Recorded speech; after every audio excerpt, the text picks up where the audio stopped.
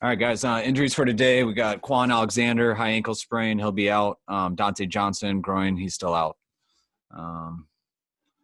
DJ is likely full out there today, and Moseley, progressing back from the protocol, should be in a blue jersey out there, so should be limited.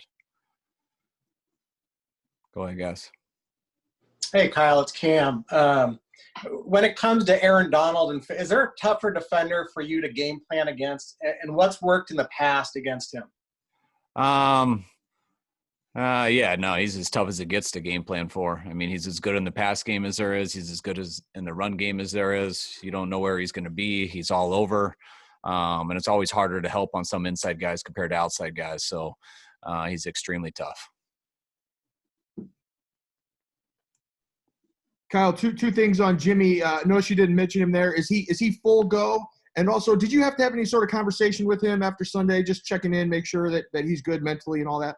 I mean, not in particular. I mean, we watch film together. We talk, right there on the sideline. We talk after the game. We talk in the meetings all day. So there's nothing much but just how you feeling. Is it better or worse? Things like that. But he's ready to go out there and go today. He's still coming back from it, but expect him to have a full practice, and I'll evaluate him out there. Kyle, when you're going against defenses that are using a lot of disguises up front, how do you coach your offensive guys to be better prepared for stuff like that? I mean, you go and trying to understand the question. I mean, you mean the fronts and stuff? Like when teams are disguising what they're doing up front, how do you better prepare your team, or what are the coaching points to improve in terms of with the offensive lineman or the quarterback identifying what protections need to be where and things like that? Oh, I mean, you don't want to get into all your rules and stuff, but that's what everyone does every week. It has to do with who you're targeting to, what the numbers are. Lots of things go into it. So that's just working on that all the time. And that's also knowing very rarely do you get through a game where someone doesn't get you. So yes, the quarterback, when they do get you, is there a place to get rid of the ball so you don't have to take a sack? So all that stuff goes into play, and that's pretty much up every week.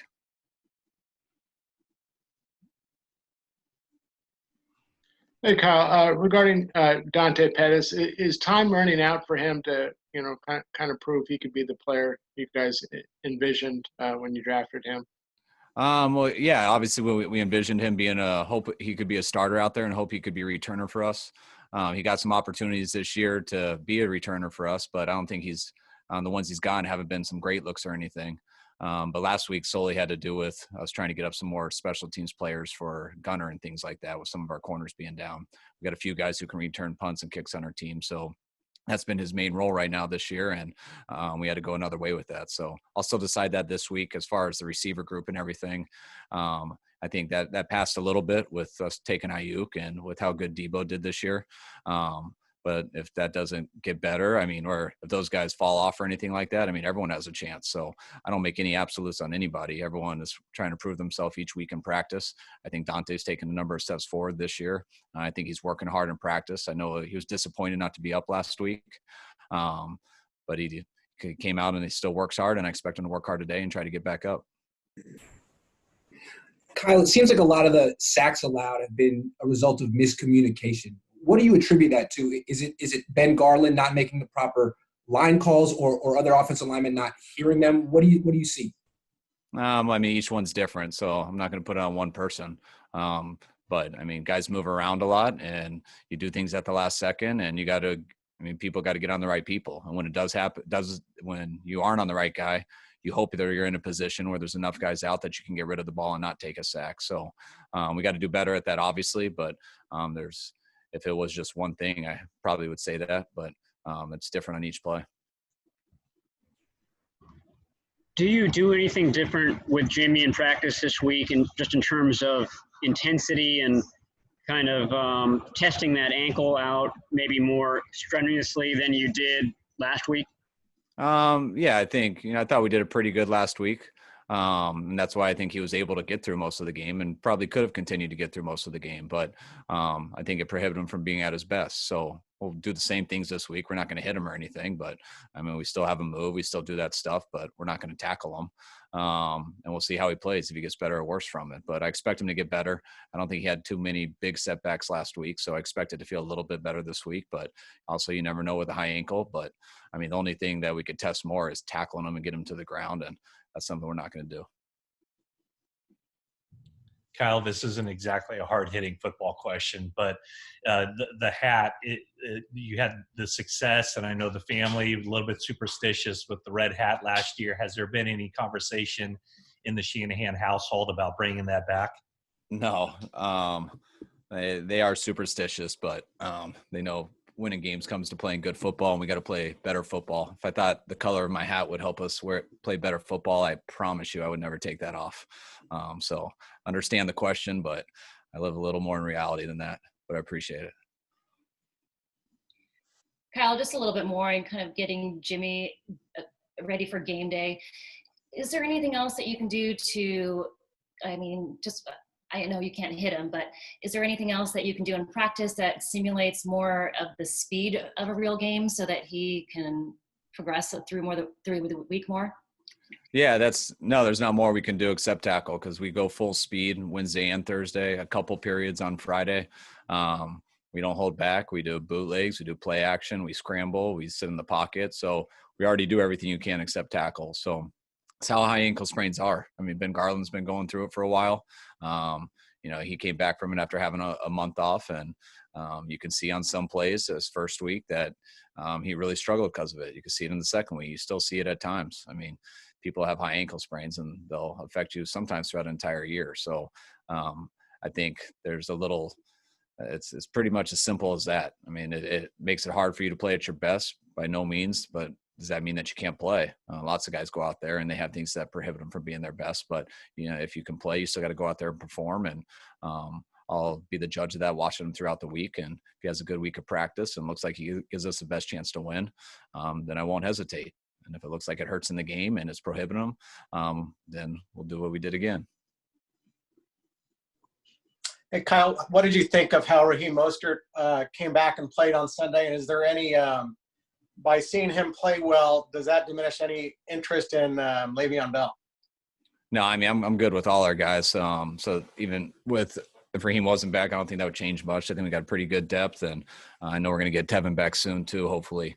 But no, Raheem played. I thought Raheem played great. He was probably the best football player in the field on Sunday, and wish we could have got the ball to him more. But you could tell he was ready to go.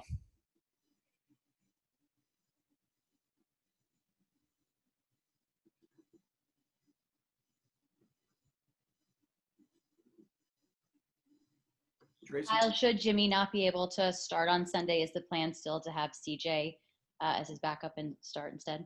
Well, we'll see out there in the week. I'm going to have both of those guys go a little bit. I haven't fully decided that. They've both gotten about equal reps here in the last – or I know Nick got a ton more the last 2 weeks. CJ got a lot more this week or last week, but I haven't decided on that yet. Kind of depends on how Jimmy goes, and if he's struggling, I'll make a decision with both of them, get him more reps. Hey, Kyle, excuse me. You obviously had tons of injuries. A criticism could be that, a lot of the guys that are injured, when you signed them, had injury histories. D Ford had 2 back surgeries. He has a back injury. Richard had the Achilles. He's dealing with calf kind of Achilles deals.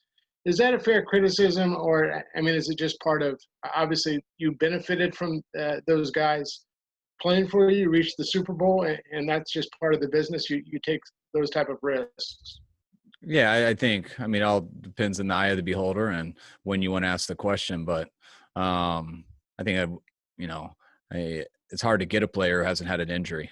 In almost any circumstance, very rarely do players play all 16 games. So it is part of the game. So whenever you get someone with free agency or a draft, it's very rare that you draft a guy out of college that hasn't had an injury. So whenever guys do get hurt, it's pretty easy always to say they had one before. We should have known that. But I just look into what they brought to our team and how they played for us. And, Sherman's played a lot of football for us. He played almost the whole year on our 4-12 year. D Ford hasn't been able to play as much, but I also feel pretty strongly it would have been very hard to get to the Super Bowl and have a chance to win the Super Bowl without either of those players. So when you have something like that, I by no means second guess that, and very glad what it did for us. And now we're trying to figure out what to do now, and hopefully we'll get those guys back. And if they come back, I know they'll help us. But if not, it's more about the other guys and getting those guys ready to go. And those are some of the guys that we've had the worst luck with this year so far. Kyle, with Parnell Motley, you guys claimed him off waivers. How long does it take him to get into your building? And was he a guy you guys had your eye on and coming into this year?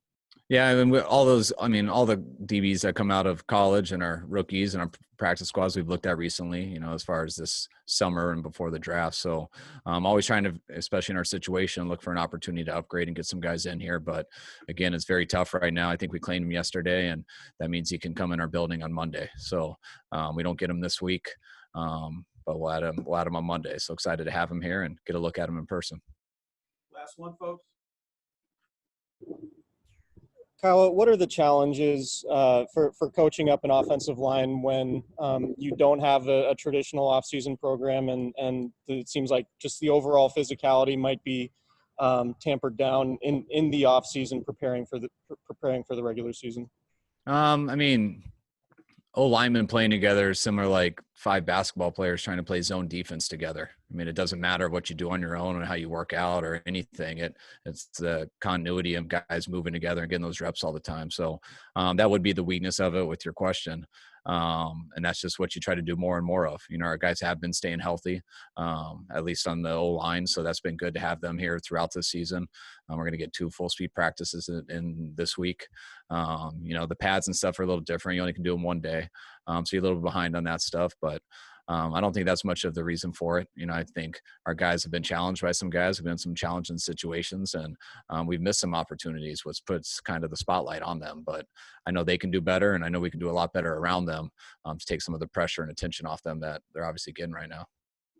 All right. Thanks, folks. Thanks, guys. Hey, faithful, don't forget to click here and subscribe.